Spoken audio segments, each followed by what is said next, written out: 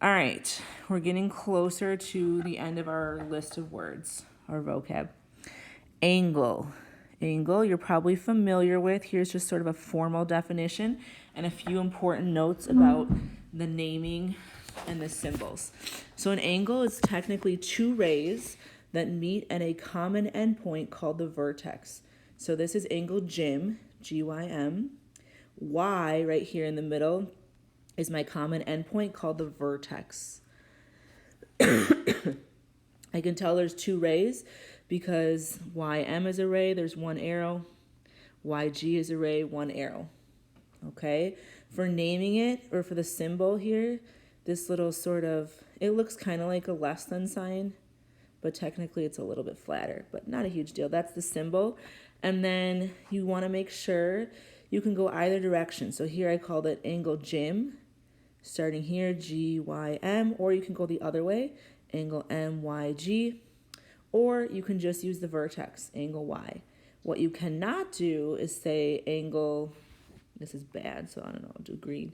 I can't say angle YMG, because that would be a totally different angle.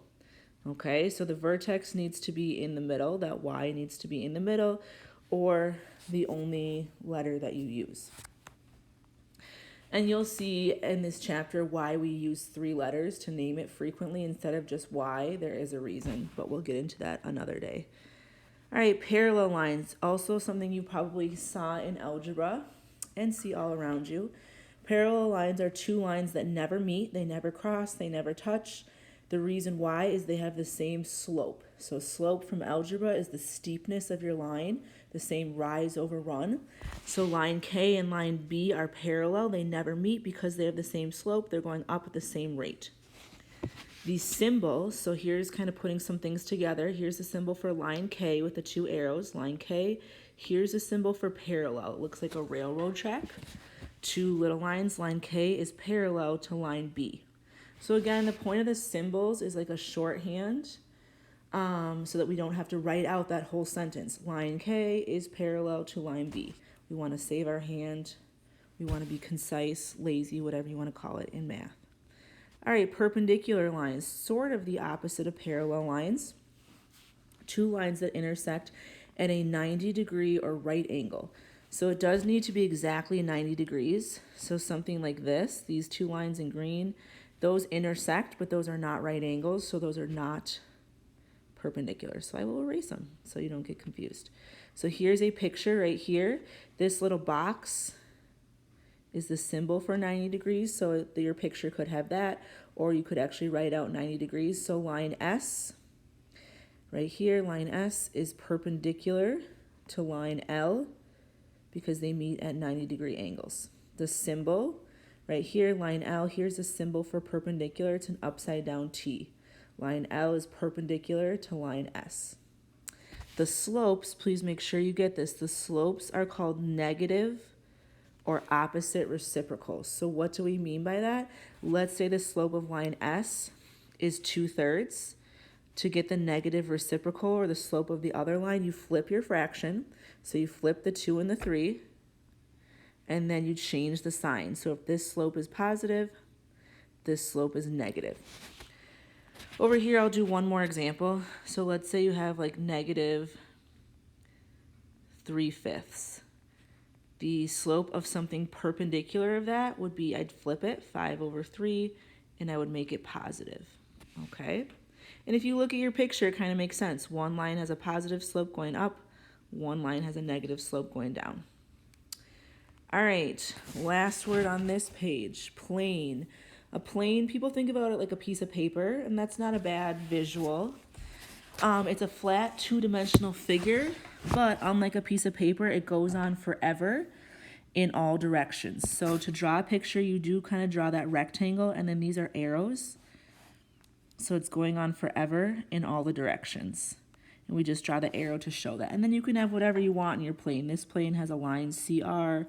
You could have 2 lines, 3 lines. You could have a line and a line segment.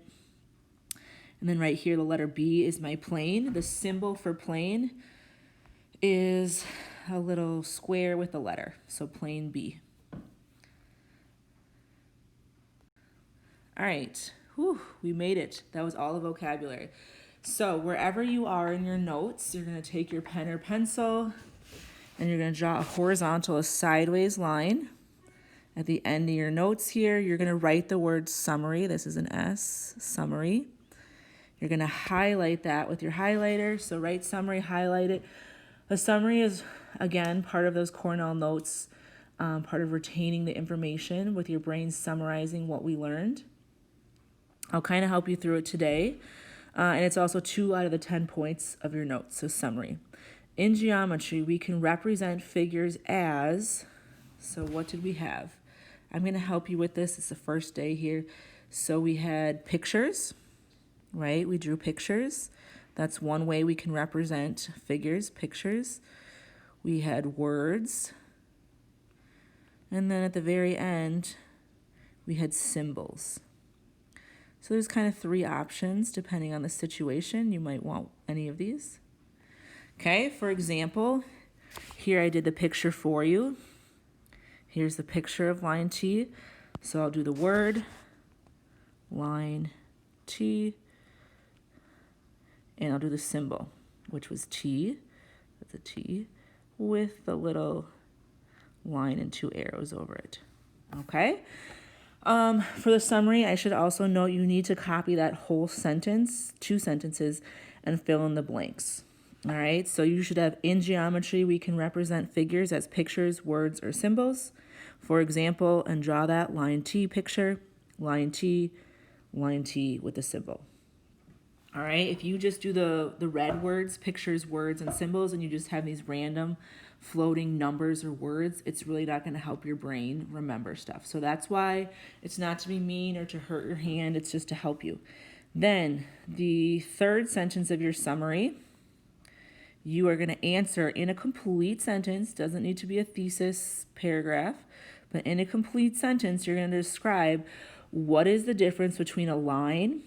My hint is a line was what goes on forever, a series of points that goes on forever in both directions.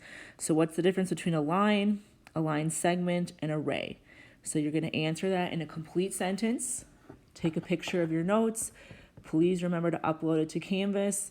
I'll give you a grade out of 10. I'll give you comments if you lost any of the points. You can certainly redo your notes if you want to, or you can just make the changes for next time. There'll be lots of days of notes, so I wouldn't worry if you get like 7 out of 10 or something today.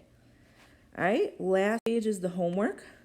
So we are going to be using the Big Ideas app. Some people are resistant or hesitant to that at first, but I can tell you as my 6th year of teaching geometry, about 99% of students, once they start using it, prefer the Big Ideas app. There's a lot of advantages. It has pictures for you. You don't have to write down the problems and write it on a separate sheet of paper, upload pictures, so it streamlines it for you. To get your homework, you're going to open the Clever app. So not Big Ideas, but the Clever app. You're going to sign in using Google, so it should just be your same email and password. So it should be easy to get in. You're going to sign into Big Ideas, and then it should auto pop up for you, so you don't really need to write this down. It should just spit out these problems right there for you. But it's going to be page 8, number 1 through 26, 51, 52, 56 through 60. If you have any issues on the notes, this video, getting into the app, on the homework problems, you can shoot me an email. You can go to my Google Meets office hours, or just email me at any time. Otherwise, happy Friday. Get your work done and then have a great weekend.